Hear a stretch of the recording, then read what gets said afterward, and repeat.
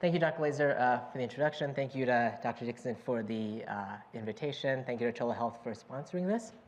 So my name is Saurin, Chokshi, medical oncologist, primarily focused on GI cancers. And today I'll be focused on the updates in the management of metastatic gastroesophageal cancer. Now, in the past few years, there have been quite a few practice-changing updates for esophageal and gastric cancers, and a very exciting time as we're starting to see novel targets, we're starting to see more of the implementation of immunotherapy. We're even optimizing some of the way we use standard chemotherapy. And so we're going to kind of go through those. We'll go by histological subtype, so we'll focus on esophageal squamous cell and looking at the data behind the use of PD-L1 inhibitors. We'll pivot to gastric and gastroesophageal adenocarcinoma and the use of combined HER2 targets and PD-L1 targets. And then we'll talk a bit more about strategies to maintain the chemotherapy portion, and then we'll end with a couple of novel therapies that have come out in this past year. Now, I know Dr. Yoon gave a very thorough and very excellent kind of talk on the role of immunotherapy and immune checkpoint inhibitors in gastric and esophageal cancers. And so I won't belabor too many of the points that were already discussed this morning, but there were a couple of trials that have come out a few years back that cemented the role of immune checkpoint inhibitors in gastroesophageal cancer. So one was Checkmate 648, which looked at the addition of nivolumab plus cisplatin 5-FU against the combination of nivolumab and ipilimumab, so dual checkpoint inhibitors, versus chemotherapy alone in a patient population that had advanced esophageal squamous cell cancers. And basically what this landmark study found was that the immunotherapy-based arms had better overall survival and progression-free survival versus just the chemotherapy arms. And so, as you can see laid out here by these numbers, we saw a median overall survival of about 13 months with the use of checkpoint inhibitor therapy and with the use of dual checkpoint inhibitor therapy versus chemotherapy alone. Similarly, there was a study by the title of Keynote 590, which looked at pembrolizumab plus cisplatin 5-FU versus chemotherapy alone. And again, this one also recorded the same data, that the use of immune checkpoint inhibitor-based therapy plus chemotherapy was better than chemotherapy alone in improving overall survival. Now, what's interesting to note is, and as was kind of discussed earlier today, the patient population that had the higher CPS score were the ones that saw the greater benefit of the role of immune checkpoint inhibitor therapy, which is understandable. However, when they looked at the overall population, they did see that there was a trend towards significance, and that's what led to the FDA and NCCN implementing the use of immune checkpoint inhibitor-based therapy regardless of a patient's CPS score. However, the caveat here is immune checkpoint inhibitors are not without their side effects, they're not without their complications, and so there should be a thorough conversation amongst the providers and the patients as to the risks that they are at with the use of immune checkpoint inhibitor therapy and the benefits that could be obtained versus treating with chemotherapy alone. Now let's pivot to gastric and gastroesophageal cancers, and these are specifically going to be adenocarcinomas that are HER2 positive. So similar to the strategy that we use in breast cancer, there is significant data on the role of HER2 targeted agents in this patient population. So we'll go back to TOGA, classic landmark study, now about 14 years old. It looked at cisplatin and 5-FU plus trastuzumab versus chemotherapy alone. And basically what this study found was that the median overall survival was modestly improved with the use of trastuzumab versus the chemotherapy. And this has now kind of become standard practice as well as guideline-driven practice, with the role of using trastuzumab with some chemotherapy backbone, with FOLFOX being the most common backbone due to its tolerability. Now, just this past year, or the past 2 years, we've had an update on this strategy with the use of pembrolizumab, so an immune checkpoint inhibitor plus trastuzumab and chemotherapy backbone. And so this was the Keynote 811 study, which asked the question of patients who have HER2 positive gastroesophageal adenocarcinoma, first-line therapy, can you add a immune checkpoint inhibitor to the chemotherapy and trastuzumab backbone? You can see the study schema here, separate the patients one-to-one between the interventional arm with immune checkpoint inhibitor therapy and then just the standard trastuzumab and FOLFOX. Primary endpoints were overall survival and progression-free survival, with secondary endpoints being overall response rate. And this landmark study showed a remarkable response with this triplet combination of pembrolizumab, trastuzumab, and FOLFOX, with an overall response rate significantly higher at 74% versus 52%. Now, just this past year, there was a final analysis that looked at the long-term survival of these patients.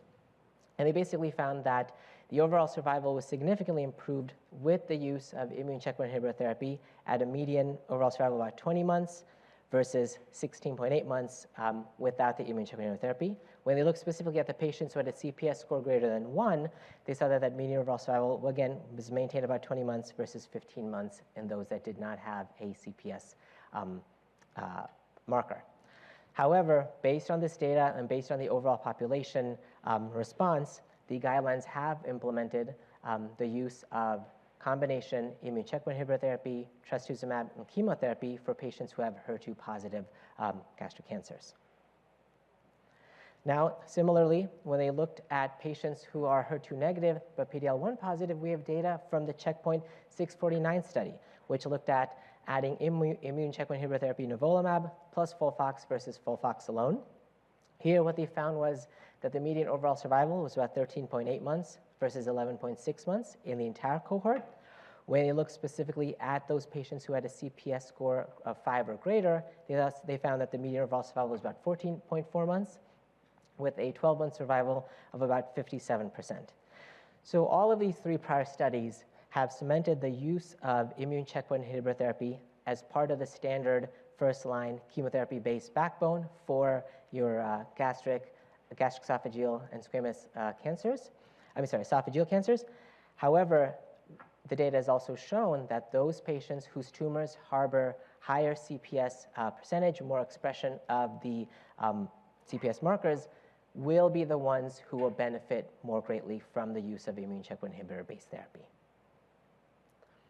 Now, just to note, if patients do not have PD-L1 expression, do not have a HER2 overexpression, HER2 positivity, then the only options that remain, unfortunately, are chemotherapy. So without any other biomarkers outside of NGS, you have a whole host of chemotherapy drugs. The choice overall is still empiric and based on the patient's characteristics and comorbidities. But a question has come up is, if we are using these standard chemotherapies, and these chemotherapies do come with toxicities in the long run, are there any strategies to improve the long-term response to standard injection chemotherapy? And I would say a portion of that question was answered this past year with the Armani trial. So this was presented at ASCO this past year. The Armani phase 3 trial looked at ramucirumab plus paclitaxel as switch maintenance therapy, meaning patients were initially on induction chemotherapy and then switched over to these two drugs in patients who had advanced HER2-negative gastric or gastroesophageal cancer. And essentially what the investigators found was that switch maintenance therapy allowed the patients to improve their progression-free survival, overall survival, as well as disease control rate.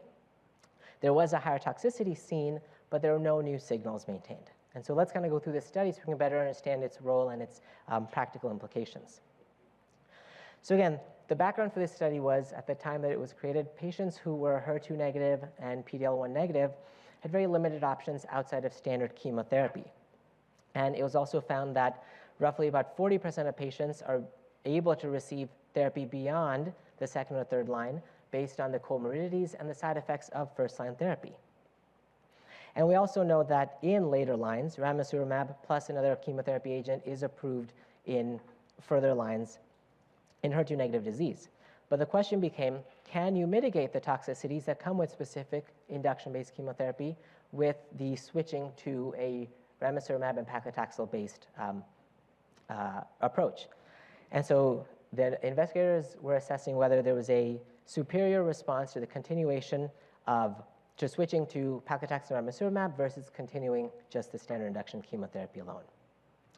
So this was a study schema looking at patients who had advanced HER2-negative gastric or GEJ cancers. They initially started on either FOLFOX or CAPOX, or standard first-line therapy, and then randomized to either paclitaxel and ramucirumab or to the continuation of the oxaliplatin-based chemotherapy. They primarily were looking for patients who had unresectable or locally advanced metastatic disease, and these patients had to have a disease control after 12 weeks of induction chemotherapy, meaning patients who had not progressed in those first 3 months of therapy. Now, what's interesting to note here on the baseline patient characteristics is these are patients that historically had much more aggressive disease. So what I've pointed out here is the rate of peritoneal metastases, liver metastases, and the number of metastatic sites being more than one show that this was a higher risk, more aggressive cancer state patient population. So when they looked at the results with the primary endpoint being progression-free survival, they saw that the arm that had the switch option, paclitaxel plus ramucirumab, saw a median progression-free survival about 6.6 months versus 3.5 months in those who were maintained on the induction chemotherapy. When they looked at the secondary endpoint of overall survival, it was seen that the overall survival in arm A, which is the switch arm, had a median overall survival by 12.6 months versus 10.4 months in arm B. When they looked at the overall response rates, they saw that the response rate in arm A was about 19% versus 15% in arm B, and that the disease control rate was also higher, 85% versus 54%. And that's what these waterfall plots are showing here, the number of patients who had a significant response from baseline. Now, what is important to keep in mind, though, is there is a difference in the safety analysis or the side effect profile of doing the switch therapy. And so what they found was higher rates of peripheral neuropathy and cytopenias, as well as hypertension and venous thromboembolism, which are all on-target side effects of the ramucirumab. So this is important to know because when you counsel your patients on the role of switching from one chemotherapy regimen to another, it'll help highlight some of the expectations that the patients can have in terms of the side effects that they may be experiencing. And so in conclusion, the author stated that in patients who had advanced HER2-negative gastric gastroesophageal cancers, whose disease control was stable after 3 months, then that switch maintenance therapy improved progression-free survival and overall survival compared to continuing that standard approach. Now, the switch therapy did lead to higher rate of grade 3 toxicities and more treatment-related adverse events, but the safety profile was overall consistent with prior studies and what's been demonstrated in the literature. And so the question will become is how will this impact patients who are on other forms of therapy, say due to the implementation now of immune checkpoint inhibitor therapy, as well as how it will impact patients based on other molecular features of their tumors. So now we'll pivot to a couple of novel targets that have come out in gastroesophageal cancer. And most excitingly this past year was Claudin 18.2. So Claudin 18.2 is a tight junction protein that's expressed in gastric mucosa cells, but it's also expressed in gastric and gastroesophageal adenocarcinoma cells. And as the figure here shows, these tight junctions are involved in maintaining kind of the membrane and the perimeter of the gastric cells. And these are exposed on the surfaces of gastric and gastroesophageal adenocarcinoma cells, making it a promising target. Now, what this schematic shows here, and this came out earlier this year, is Claudin 18.2 is a very exciting area of research, a very exciting area to try to find targets. And the one that we're going to focus on here is zolbetuximab, which is a monoclonal antibody. And it's the only drug that currently has approval for its use. But what this diagram lays out is there are a number of modalities that can be utilized to target this, and there are a number of research ventures being investigated to better optimize the treatment of these patient populations. So zolbetuximab is an anti-Claudin 18.2 antibody that leads to antibody-directed cytotoxicity. The preliminary data for this came from the FAST trial, which is a randomized phase 2 study of first-line zolbetuximab plus chemotherapy in locally advanced or recurrent or metastatic Claudin-positive gastric gastroesophageal cancer. They saw that the median overall survival was improved by about 8 months versus standard chemotherapy.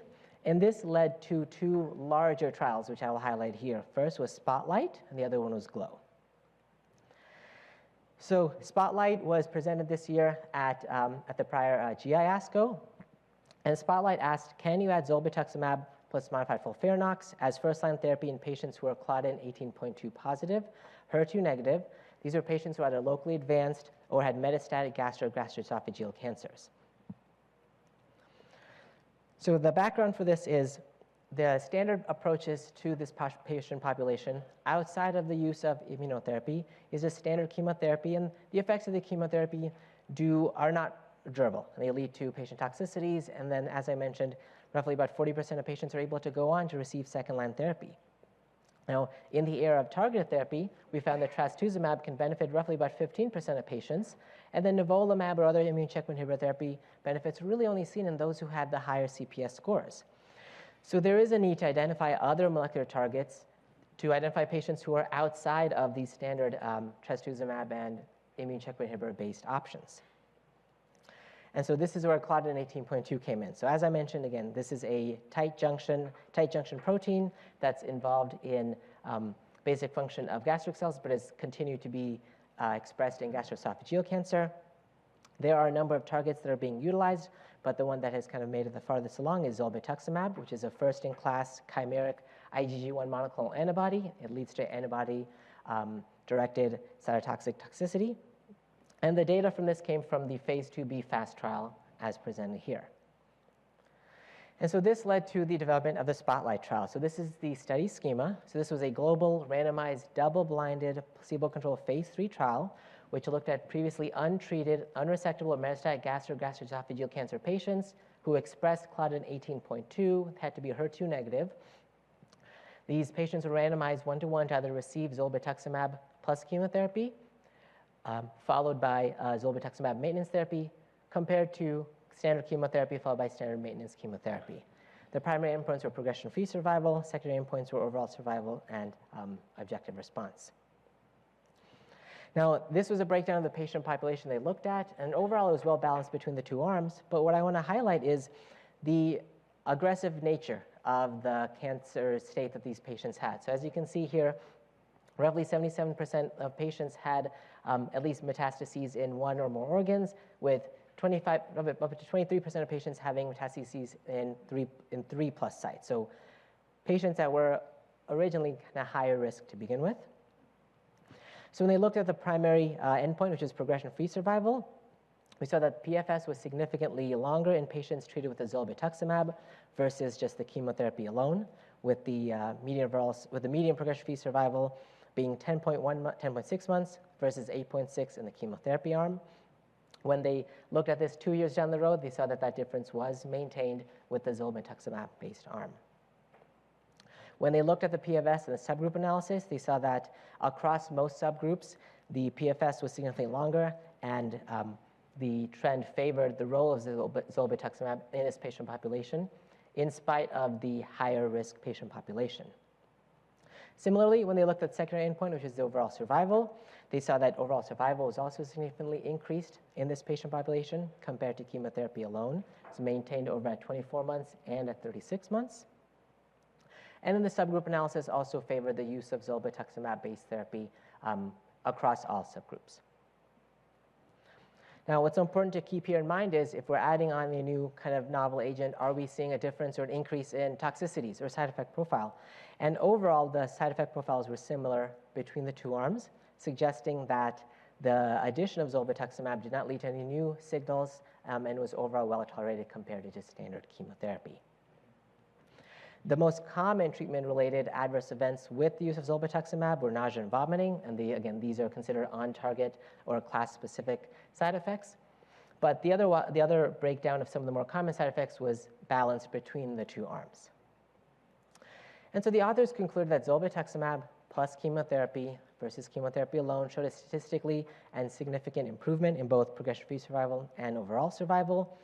It showed a tolerable and manageable safety profile, and that they recommend that zolbetuximab be a new potential standard of care option for patients who have claudin 18.2 positive, HER2 negative gastroesophageal adenocarcinomas. So at the same time that SPOTLIGHT was being done, there was a second study called GLOW. And so GLOW asked, can you use zolbetuximab with an alternative first-line chemotherapy regimen? This was CAPOX, which is capecitabine oxaliplatin, which has a different treatment schedule and a different toxicity profile.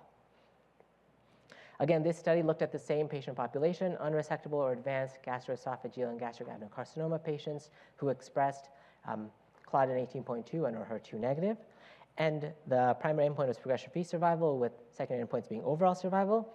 And they found outcomes that were similar to what was seen in SPOTLIGHT, that the arm that had zolbetuximab overall had significantly higher progression-free survival compared to chemotherapy, And then similarly, 12-month overall survival rates were 58% in the zolbetuximab arm versus 51% in the placebo arm, and that was maintained at the 2-year mark.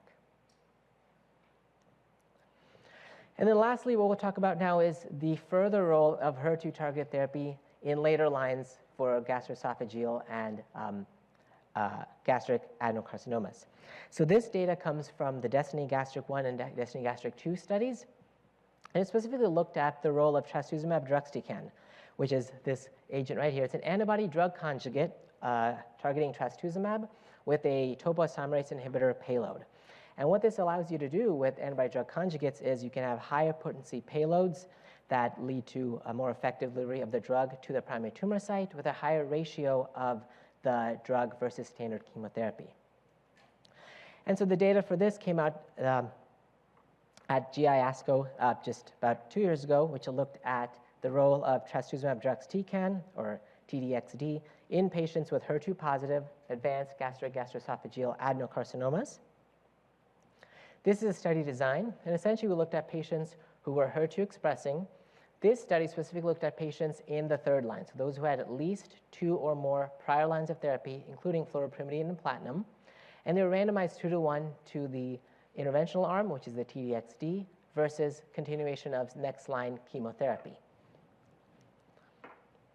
What I like to point out here in terms of the patient characteristics is this study was primarily completed in Japan and Korea. So we're looking at a different patient population compared to here. We're also looking at a potentially biologically different cancer group. So something to keep in mind as we talk about the next study. These are also patients who had, again, 2+ or more prior lines of therapy, and these are patients who heterogeneously had been treated with a whole host of other standard chemotherapy options, so a heavily pre-treated patient population. Despite that, the results of this study were very compelling. So we found was that the overall response rate with TDXD versus the next line of chemotherapy was 61% versus 8%. We saw a significant number of patients have a reduction in the size of their tumor, as evidenced by these waterfall plots. The time to treatment response was essentially the same between the two arms, but the duration of response was maintained. So 12 months in the interventional arm versus 4 months in the standard chemotherapy arm. And then this kind of maintains what we see in standard practices. You get further and further along, the duration of response from subsequent lines of chemotherapy will diminish. When they looked specifically at overall survival, they saw that the overall survival rate was much higher with the TDXD arm versus standard chemotherapy arm, again, 12.5 months versus 9 months. The overall safety was tolerable and maintained and manageable in these patient populations. So although the rate of grade 3 adverse events was a bit higher in the interventional arm versus standard of care, the most common ones were cytopenias, as expected with the ADC-based therapy. And that's what I'm highlighting here. So primarily cytopenias across all counts. And so in conclusion, the authors stated that the overall safety profile of TDXD was manageable in a heavily pre-treated gastroesophageal gastroadenocarcinoma patient population. However, what we need to keep in mind is DESTINY-Gastric 1 was completed in Japan and Korea with patients who were being treated on second line and beyond. And so DESTINY-Gastric 2 was designed to be conducted in the United States and Europe with patients after first-line trastuzumab-based therapy. So this asks the question, can we move TDXD earlier on, and can we see a more heterogeneous patient population? And so this was resulted and presented in Lancet just this past year. And what we saw, similar to what was seen in Gastric 1, was the overall response rate was 33% in this patient population. The median progression-free survival was about 5.6 months, median overall survival about 12 months, and a disease control rate of 64% in a more Western patient population and in a patient population after first-line trastuzumab-based therapy. And so taking that all together, the latest NCCN guidelines have implemented a lot of these practice-changing trials into their guidelines. And so if you see here, this is now split by adenocarcinoma and squamous cell carcinoma, so adenocarcinoma for gastroesophageal. You see that if you are HER2 overexpressing, there is the role of trastuzumab. If you look further down in second-line therapies, there is the role of trastuzumab deruxtecan, or TDXD, in this patient population. When we look specifically at squamous cell carcinomas, we see that immune checkpoint inhibitors have now become well implemented in first-line therapy for squamous cell carcinomas, regardless of the CPS score. And then secondly, if we look farther down in second-line therapy, we see that the implementation of these targeted agents have now become part of the standard practice. And so with that, there have been a lot of exciting trial data that's come out in this space. We're excited to see what comes out of ASCO this year. It is a very evolving, dynamic field, but we are having more and more treatment options for a historically high-risk patient population. So thank you.